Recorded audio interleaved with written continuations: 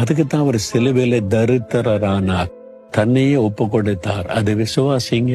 ஆண்டவரே, நான் செழிப்பார்க்குன்னு விரும்புறீங்க, சிலுவையில எனக்காக தரித்திரரானீங்க, அதனால என்னை ஆசீர்வதிங்கன்னு கேளுங்க. அப்ப நீங்க செழிப்பா இருக்கிறது நீங்க ஆசீர்வாதமா இருப்பீங்கன்னு அர்த்தம்.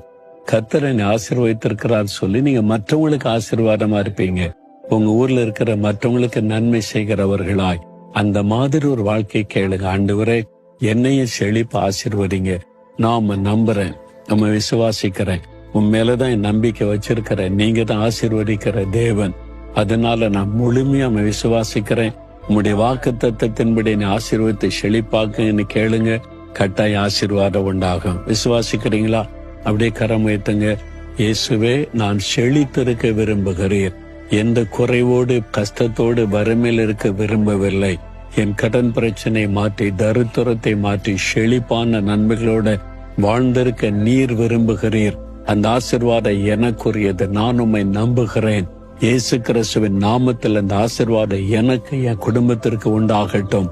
இயேசுவின் நாமத்தில் ஆமேன், ஆமேன்.